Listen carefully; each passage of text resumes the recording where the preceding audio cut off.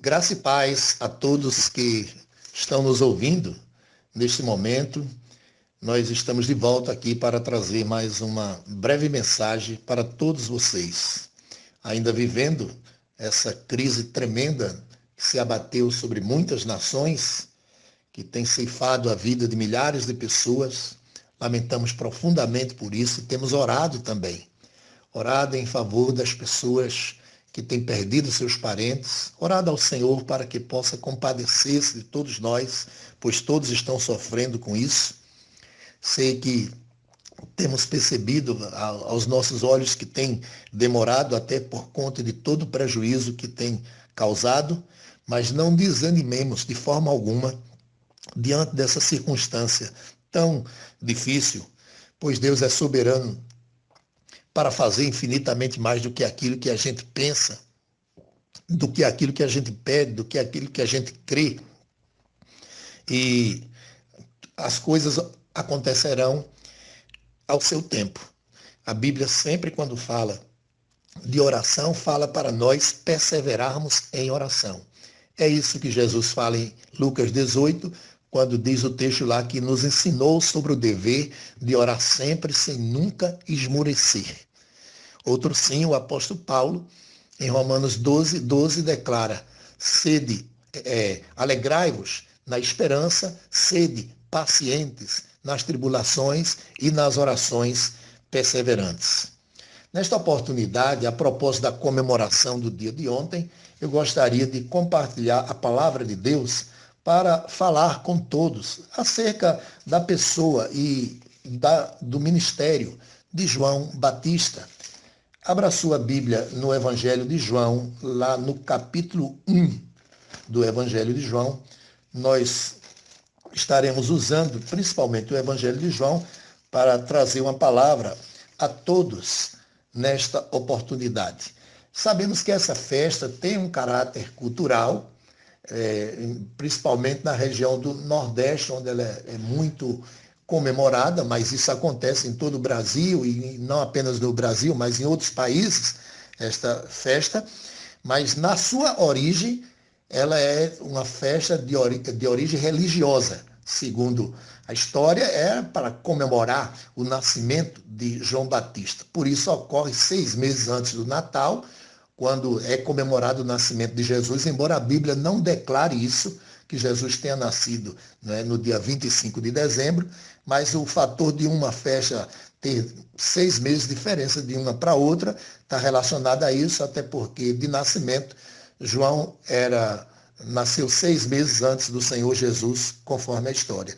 A palavra de Deus nos mostra detalhes acerca tanto do nascimento de João como do nascimento de Jesus. É necessário conhecer o que a palavra de Deus fala sobre a pessoa de João, para não estimarmos demais, né, para beirar a idolatria e estarmos envolvidos numa festa totalmente condenável quando tem o caráter religioso de venerar uma pessoa que esta própria pessoa, João, não admitiria tal coisa se estivesse aqui entre nós, pois nós vamos perceber em vários textos das Escrituras o caráter humilde de João.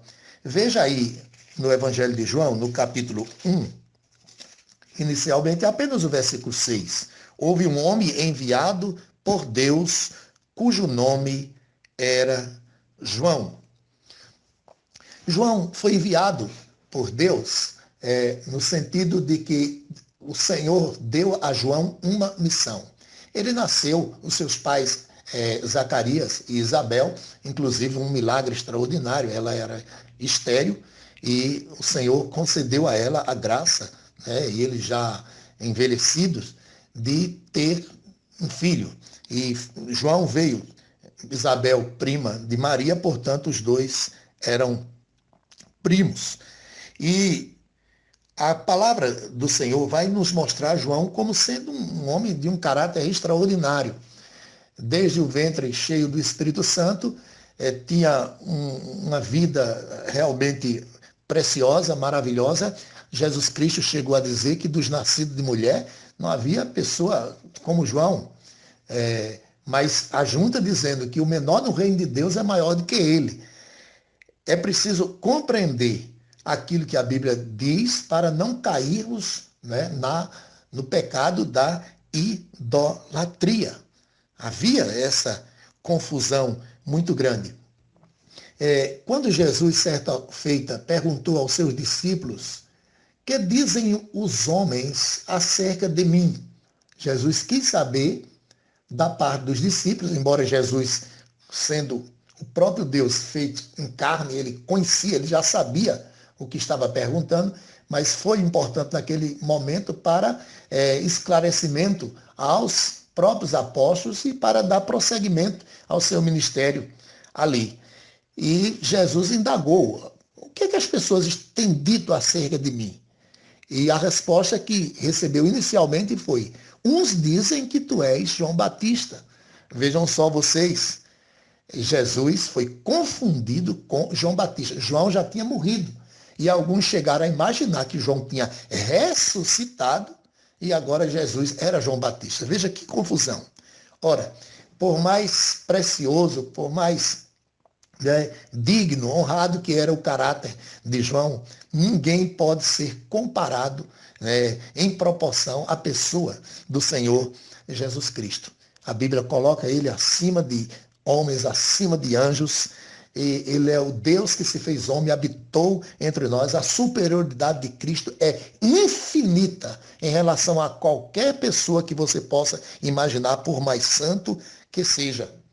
Mas ele, João, vai dar resposta às pessoas que questionaram a ele sobre a sua pessoa. Você está aí no Evangelho de João, no capítulo 1, e no verso 19 em diante, João vai responder àqueles que perguntavam: quem és tu? Veja o que diz o verso 19. Este foi o testemunho de João quando os judeus lhe enviaram de Jerusalém sacerdotes e levitas para lhe perguntarem: quem és tu? O que ele respondeu? A Bíblia diz: ele não negou e confessou: eu não sou o Cristo. Então lhe perguntaram: quem és, pois? És tu Elias? Ele disse: não sou. És tu profeta? Respondeu: não. Disseram-lhe, pois: declara-nos quem és, para que demos resposta àqueles que nos enviaram. Que dizes a respeito de ti mesmo? Aqui estão as pessoas querendo saber quem era João. E certamente muitos desses que comemoram o nascimento de João, o veneram, não têm a ideia de quem de fato era a pessoa de João Batista. E ele vai responder àquelas pessoas quem era ele. Verso 23. Então ele respondeu: eu sou a voz que clama no deserto: endireitai o caminho do Senhor, como disse o profeta Isaías. Aqui está, portanto, a resposta de João: eu sou apenas uma voz. Como se dissesse: não importa quem sou eu, mas aquilo que eu estou falando, aquele de quem eu vim anunciar. Então, ele veio anunciar a pessoa de Cristo. Não importava, portanto, quem era João, saber quem era João, mas saber o que ele tinha a dizer, qual era a sua missão. E a sua missão foi vir aqui apontar para o Senhor Jesus Cristo, declarando ser Jesus Cristo o Cordeiro de Deus que tira o pecado do mundo. É o que ele vai dizer no versículo 29. Veja aí, no mesmo capítulo de João, João 1, 29. No dia seguinte, viu João a Jesus que vinha para ele e disse: eis o Cordeiro de Deus que tira o pecado do mundo. Aí está, portanto, a resposta de João àquelas pessoas que quiseram saber quem era ele, João Batista. E ele vai deixar claro: não importa quem eu sou.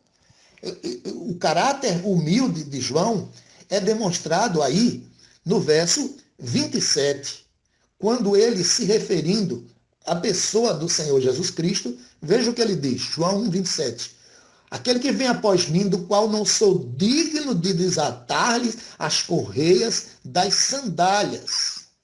Veja que observação tremenda que João faz. Ele diz que não era digno de sequer desatar as sandálias do Senhor Jesus Cristo. Era o tipo de serviço realizado por escravos, serviço muito humilde. João disse que não era sequer digno de agachar-se e desatar as sandálias dos pés do Senhor Jesus. No capítulo 3 desse mesmo evangelho aí, você pode conferir, no capítulo 3, João vai dizer uma palavra tremenda.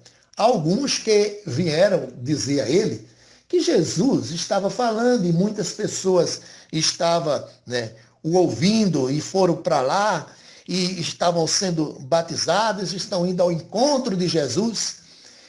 Parece dizer que eles estavam imaginando que João acharia isso ruim, João ficaria com ciúme por conta dessa palavra.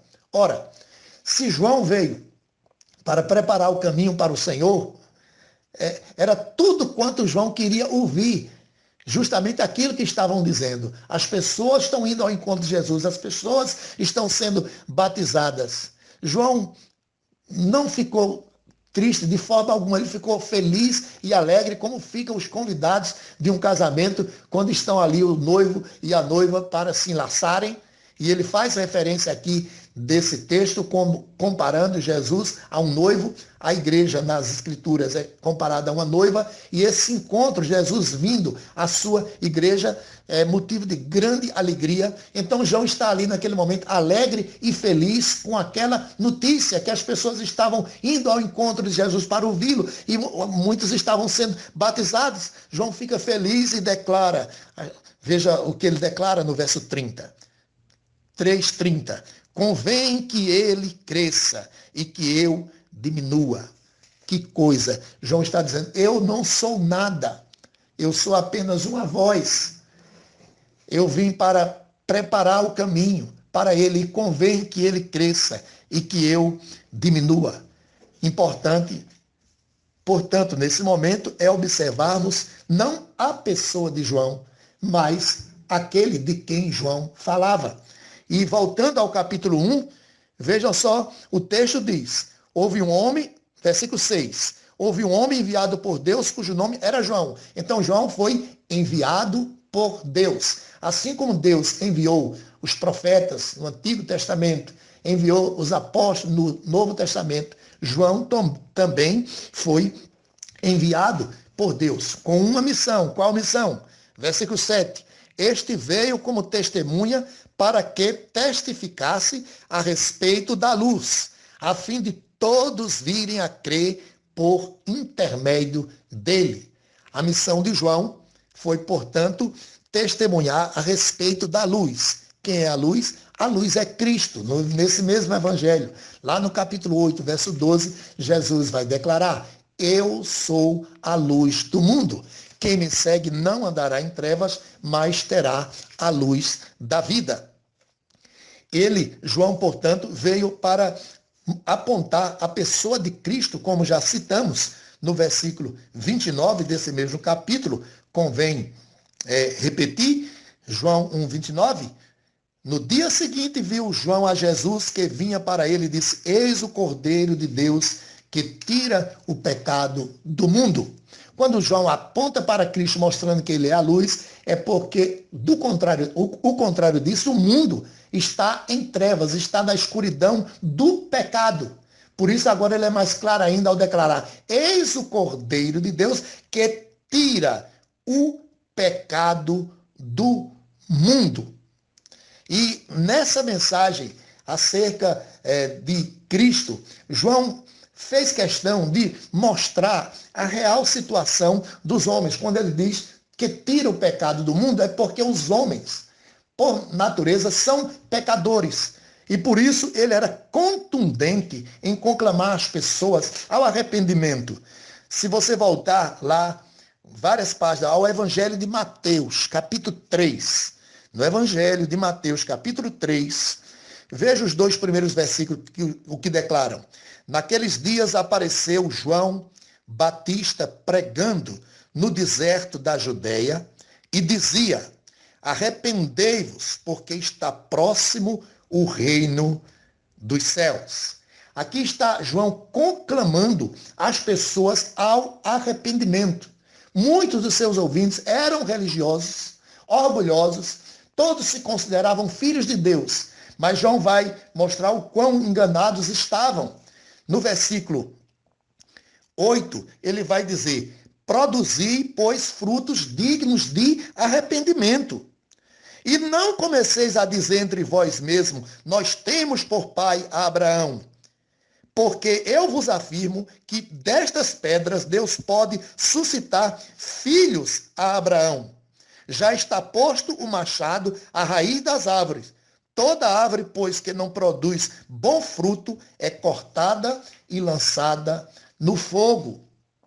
Aqui está João dizendo àqueles religiosos orgulhosos que se consideravam filhos de Abraão, isso significava filhos de Deus, da linhagem da fé, filhos do pai da fé. Mas Jesus vai dizer: vocês estão enganados, vocês precisam se arrependerem dos seus pecados, e um arrependimento sincero que possa ser demonstrado, arrependimento que produza frutos, não a mera tristeza. Porque, no geral, todas as pessoas até que se consideram pecadoras, mas não no sentido bíblico da palavra, lamentar profundamente e demonstrar a mudança que se faz necessário para que seja aprovado esse arrependimento. Então, João aqui está mostrando que eles precisavam se arrependerem. E quando Jesus diz: até das pedras Deus pode suscitar filhos a Abraão, porque para os religiosos, de uma forma daquela época, principalmente os fariseus, as demais pessoas eram indignas. Jamais poderiam serem filhas de Deus. E Jesus vai dizer: até das pedras Deus pode suscitar filhos a Abraão. E a resposta de Cristo é tremenda, porque aquele que não se arrepende, aquele que não produz o fruto digno de arrependimento, é semelhante a uma árvore que não produz fruto. E o que Jesus diz acerca da árvore que não produz fruto, ele diz que, no versículo 10, que o machado já está posto na raiz das árvores. E aquela, pois, que não produzir fruto, será cortada e lançada no fogo. Aqui está, queridos ouvintes, o único fogo ao qual João se refere. Não existe na Bíblia nenhuma fogueira de homenagem a São João. O fogo ao qual João se refere aqui é o fogo da condenação do pecador que se mantém rebelde, do pecador que não se arrepende, daquele que não crê no Senhor Jesus Cristo. A Bíblia diz que será cortado e lançado no fogo. E, encerrando essas palavras, seria muito bom que os veneradores, de João pudessem refletir sobre o seu posicionamento, refletir sobre o seu comportamento e olhar aqui o que a Bíblia declara. Eu encerro voltando ao Evangelho de João, capítulo 1, onde nós iniciamos, citando novamente o versículo 7.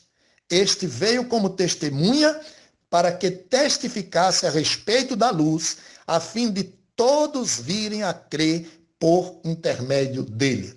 Então, João era apenas uma voz e, por intermédio dele, Deus trabalhou para anunciar, para apontar a pessoa de Cristo. Quando ele disse: eis, ele apontou para Jesus: eis o Cordeiro de Deus que tira o pecado do mundo.